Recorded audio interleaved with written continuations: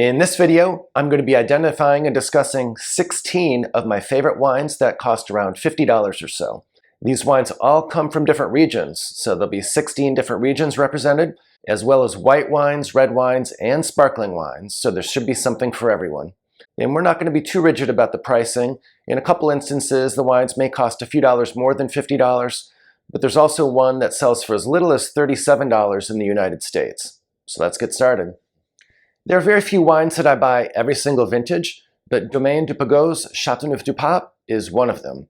This is an exceptional wine, vintage after vintage, and they're on a remarkably consistent hot streak. The 2019 is available on store shelves now, and it's another outstanding effort. The Pegau Cuvée Reserve is a blend that typically consists of around 85% Grenache, 9% Syrah, with the rest of the blend being made up of other permitted varietals. This is a wine that you can typically find on shelves for around $50 or so. It definitely pays to shop around, and I often find this one on my favorite flash site as well.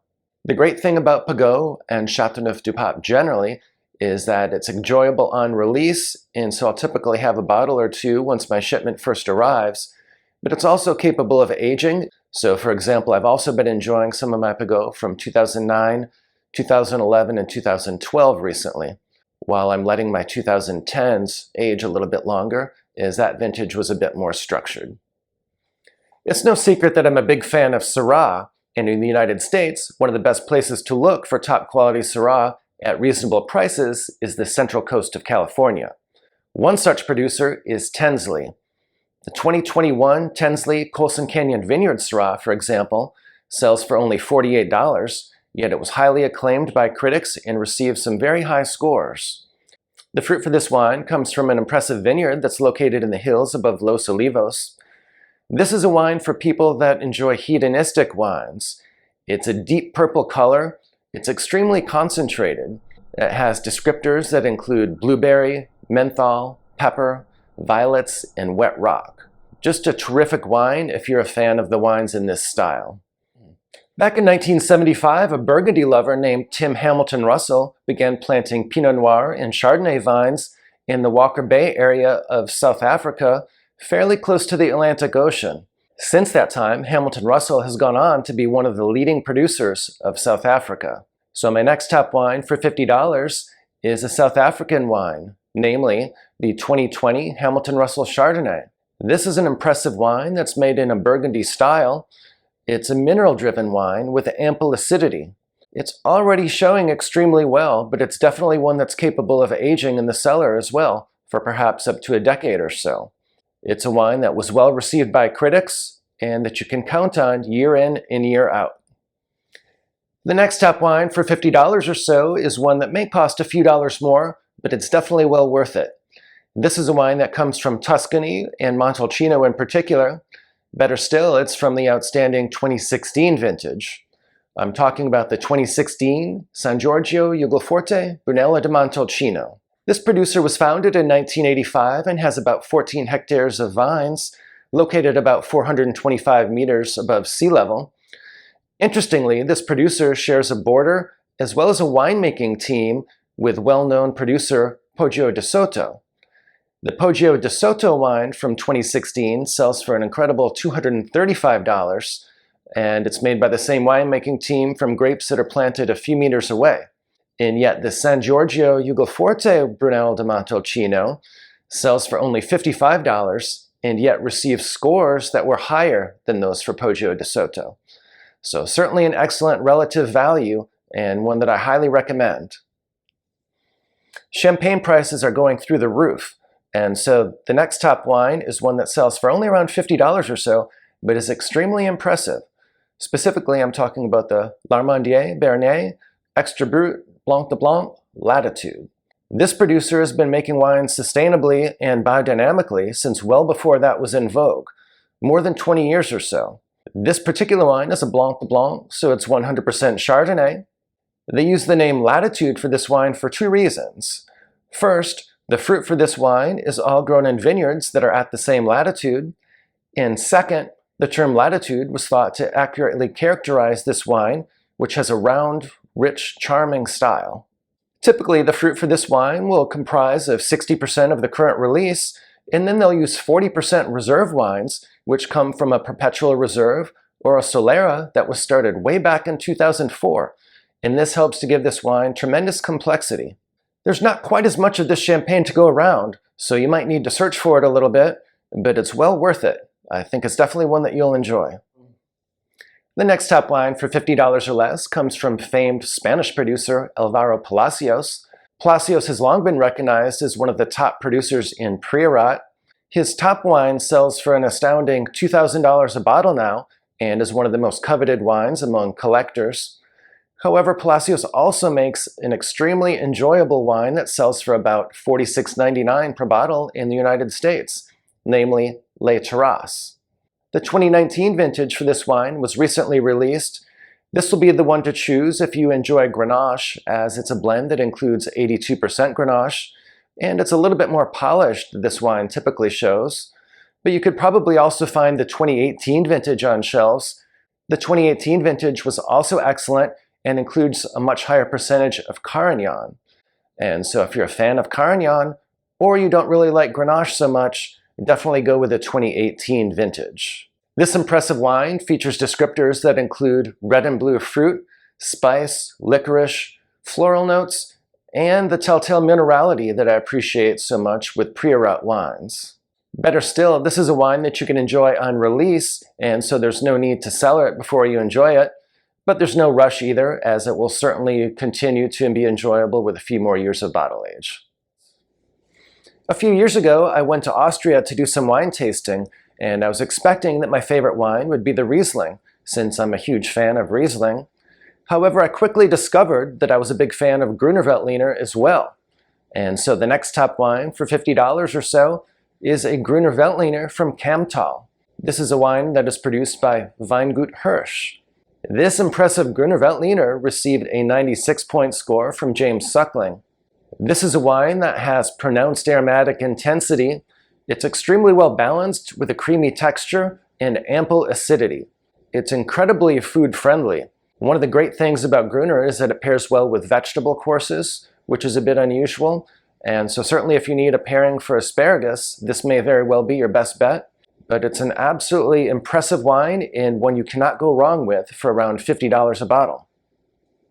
Cloapalta is one of my favorite Chilean producers, and while their top wine is always worth buying, the price on that one has crept up in recent years. But Cloapalta also has a second wine called Le Petit that is my next top wine for $50 a bottle. This outstanding wine comes from the Colchagua Valley in Chile, which is an excellent area for producing wines made from Bordeaux varietals.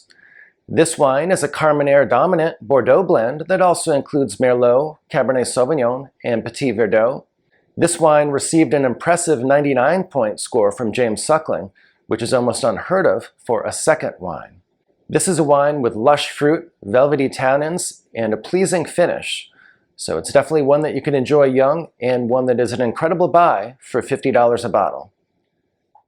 The next top wine for $50 a bottle comes from Burgundy. Yes, an excellent Burgundy for only $50 per bottle. Specifically, I'm talking about the Domaine Arlaud Bourgogne Rouge Roncevie. I found the 2018 vintage of this excellent wine on sale for only $46.99. This producer started back in the 1940s, and through savvy acquisitions, they now have 15 hectares of vines in 19 different AOCs, including several Grand Cru locations. This producer is certified biodynamic. The fruit for the Roncevie comes from Gevrey-Chambertin. Gevrey-Chambertin is known for producing wines that are a little on the heavier end of the Burgundy spectrum. The vines that produce this outstanding wine average 60 years of age. Better still, this vineyard is extremely close to a Grand Cru site. When the producer purchased this vineyard, it was originally classified as a Gevrey-Chambertin, a village wine. Unfortunately, however, shortly after the acquisition, half of the vineyard was declassified, and so now they have to use the Bourgogne Rouge designation, even though half of the vineyard is a village-level vineyard. So definitely a wine that punches well above its price point. This wine matures in 5% new French oak, and it's unfined and unfiltered. Really an extremely impressive Burgundy, and one that I cannot recommend highly enough. Clare Valley in South Australia is a region that is producing world-class examples of Riesling. One such example is the 2022 Grosset Polish Hill Riesling. This impressive wine received a 98-point score from James Suckling. This producer is certified organic and biodynamic.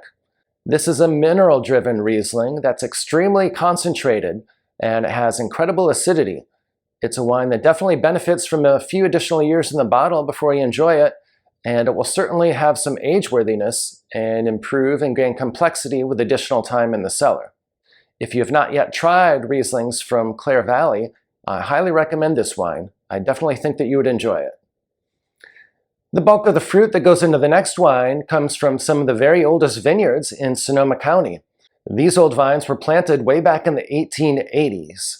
I'm talking about the 2020 Rouge Geyserville. Rouge has long been one of my favorite producers from California and is definitely a classic producer by California standards. This Rouge Geyserville is a Zinfandel dominant blend and includes Carignan and a few other grapes as well. This is a wine that used to be able to be purchased for around $35 or so a bottle, but now sells for closer to $50. It's well worth it, however, as this is an extremely complex wine and one that's definitely capable of aging as well. I tend to enjoy it with about 8 to 10 years of age on it. It goes incredibly well with barbecue, so if you're a barbecue fan, you definitely want to give that a try. The 2020 vintage in California is a little bit hit or miss, and many of the producers may not even produce red wines that vintage due to the fire damage. Rouge, however, made the savvy decision to pick their fruit early, and so they were able to save this bottling. Better still, the earlier harvest date means that this particular vintage has higher acid and a bit more freshness than many of the vintages of Geyserville. So I'm definitely a fan of it for that reason. If you're interested in wine recommendations, wine collecting strategies, and learning more about wine, please do subscribe to my channel. I've been collecting wine for more than 15 years and also have a level 4 diploma from the WSET. So I have both formal certification as well as substantial practical knowledge from the School of Hard Knocks. One of the things that I enjoy most about wine is taking in the complex and pronounced aromatics that some particular wines are capable of expressing. And so it is with the next top wine for $50. This is an extremely impressive German Riesling that comes from iconic producer Dönhoff. Specifically, it's a 2021 Spätlese. Dönhoff has been producing top expressions of Rieslings for decades, and this particular wine received a 98-point score from James Suckling.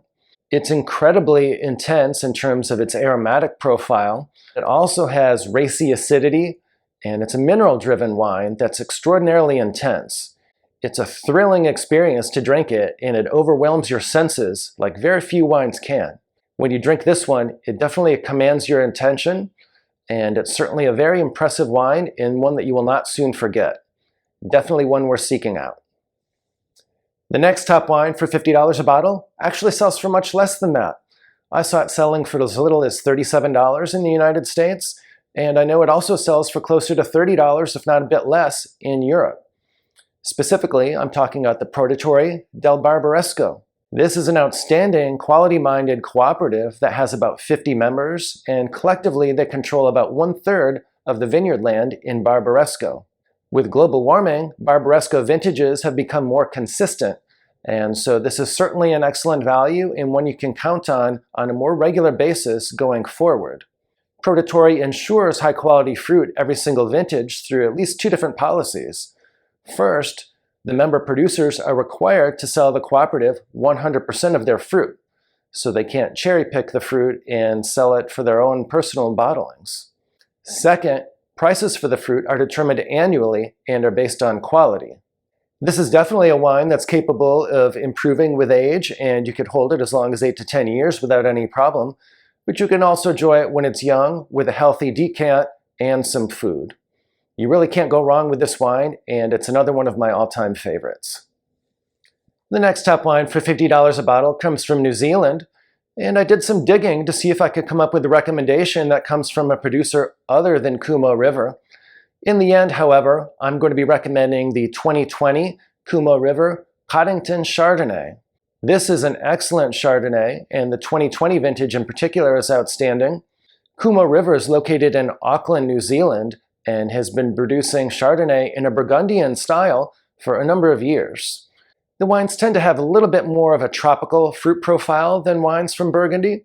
However, they are extremely impressive and oftentimes confuse people in blind tastings. If you have not yet tried Kumo River Chardonnay, I highly recommend it. They have some excellent single vineyard wines for around $50 a bottle, as well as an estate Chardonnay for about $40 a bottle, and an entry-level Chardonnay that's closer to $20 or $25 a bottle. They're outstanding at all price points, and you really can't go wrong. The next top wine for $50 a bottle comes from one of the most historic producers in all of Spain. Specifically, I'm talking about Lopez Heredia. Lopez Heredia has been producing top expressions of Rioja for more than 140 years. This particular wine is the 2010 Lopez Heredia Viña Tondonia Rioja Reserva, which was extremely well received by critics and yet sells for less than $50 a bottle, even in the United States. This is a Tempranillo dominant blend that also includes a little bit of Grenache, Mizuelo, and Graciano. This is a wine that's definitely showing well already, but which will continue to improve with the bottle age. I'm going to have to get some more of it myself because I've been going through them so quickly that my supply is almost out. Tondonia is definitely the most prestigious of the vineyards that's owned by Lopez Heredia, and so this is my personal favorite, but they do make some other excellent examples of Rioja as well. If you've not yet tried this wine or stocked up on it, it's an absolute no-brainer and one that I highly recommend. The next top wine for $50 a bottle comes from Bordeaux, specifically from Pessac Le Grand. I'm talking about the 2019 Malartic Lagraviere. This estate was acquired back in the 1990s, and the new owners invested more than 20 million euros into overhauling the vineyards and the winery. The results have started to pay off, and this wine has been well received by critics. This wine is a blend of 56% Cabernet Sauvignon, 41% Merlot, and 3% Cabernet Franc. This wine is matured in 65% new French oak for 18 months. This wine has a dark fruit profile and is very elegant, well-balanced wine. It's one that you can definitely start enjoying in the next couple of years, but should age gracefully for at least 15 to 20 years thereafter. If you can find some younger vintages in the secondary market, such as 2016, 2017, or 2018, you may want to invest in those as well, as this producer has been making excellent wines for the past few vintages.